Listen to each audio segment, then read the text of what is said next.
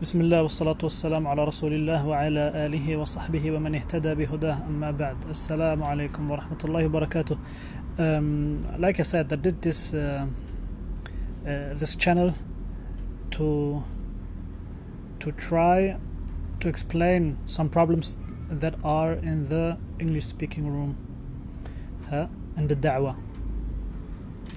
and it could be, and there is no problem on it, that I say something it's wrong, or it's something that someone can see otherwise, or we can discuss it and so on. But there are things you cannot do it in another way because it would be false.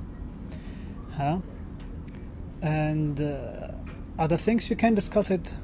Is it from the hikmah to say it like this, or is it better to say it like this, or do we have to do it on this way or on that way, So there are some things you have a room for doing them in a certain way, but there are things there is no room. There is no room, and if you do it in another way, it could make some problems in the understanding of the people who listen to your explanation of this certain thing. And one thing I want to talk about today is that I listened to the explanation of the du'at on Speaker's Corner, or even in America, like from the brother Farouk, about their explanation about the Jizyah. Their explanation on Jizyah, because the mushrikeen, the atheists, they come sometimes and they ask them like, طيب, the Islam, you said the Islam is haqq, what about the Jizyah? Why do the mushrikeen have to pay Jizyah in Islamic State, or something like this? And they tried to the brothers tried to explain the Sharia, this Sharia, to the people. This Sharia, like the Jizyah, to the people. What is it, and why do you have to pay it, and what's the hikmah on it, and so on. Okay. The brother Farouk, he said that, like, he said to him like this: you live in an Islamic State, and you can do, you can use everything in this state. You are under protection from the government. You can live there. You can use everything, and then they always say, like, and the Muslims with their zakah, they have to pay more than this. But the jizya is just like in, like they say, like you pay it because you live there. You don't pay it because of a certain attribute you have. You just pay it because you live in this state. It's like you live in America, then you have to pay this and this dollars because you live there. And in Germany, you have to pay that, I don't know, like the word in English. I think it's tasks. You have to pay tasks because you live in this state. But there is no other meaning for it. And this is wrong. This is wrong. This explanation, it's not the explanation that the Ahlul Ilm gave for Jizyah. And that's one problem. Because if you do da'wah and you want to tell the people what's Islam, then just give it like it is. Because at the end of the day, if he's not gonna come to Islam, he will just damage himself. I will not benefit like with money or something like this, and I will also not get damaged if you don't come to Islam, So if you want to give the people Islam, give it like it is, because Allah Tabarak wa Ta'ala said in Surah Tawbah, حتى يعطوا الجزية عن يد وهم صاغرون, until they give the jizya, وهم صاغرون, they are small. So the Ahlul Ilm, they said, what's the meaning of وهم صاغرون, they are small. Some of the tabi'een, they said some things, you can read it in the tafsir of Tabari تفسير ابن أبي حاتم, and so on. The تفسير الأثرية, they give you the آثار of the tabi'in, and so on. What the tabi'in understood, or even Sahaba, on this verse. And what we have also the shurut al-Umariyah. We have the shurut al-Umariyah and so on. It's not just because they live in this state, so they have to pay tasks. It's like task, and the Muslims have to pay more. No, it's because they are mushrikeen, and they get protected with this jizya from the Muslims. Yeah, they are protected.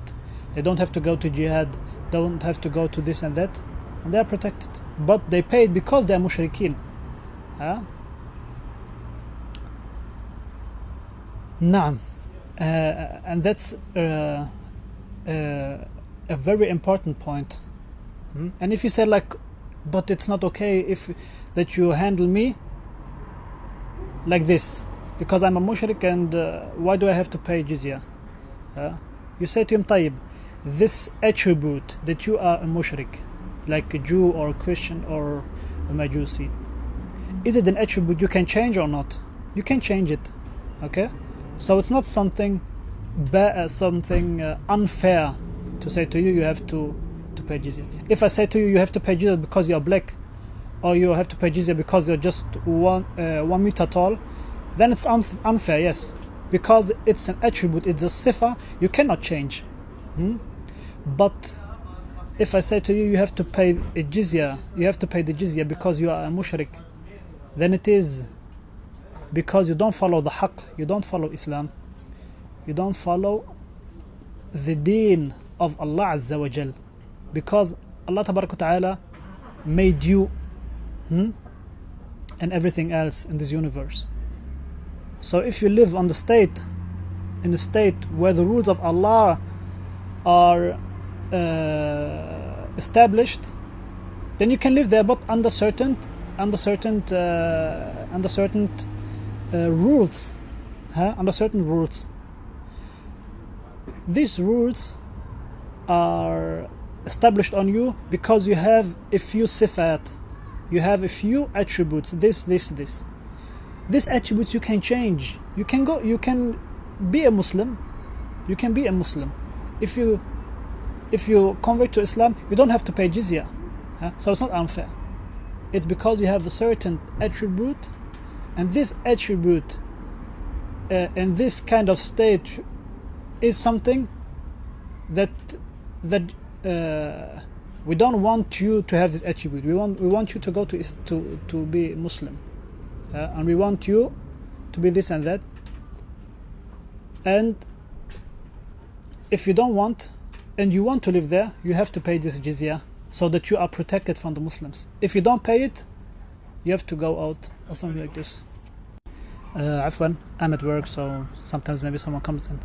Yeah, this is a thing you have to highlight, that when we say the Islam is haqq, and the deen of Allah is Islam, and we are in an Islamic state, then everyone who's not choosing Islam, he's on batil, and if he dies, he goes on hellfire. Like, okay, tayyib, if you say to them, it's just like tasks, and it's nothing, like because you're a mushrik, and the way you give this jizya, there's no certain way. Even if the ulama said like they have to give it in a certain way, وَهُمْ صَغِرٌ, they are small.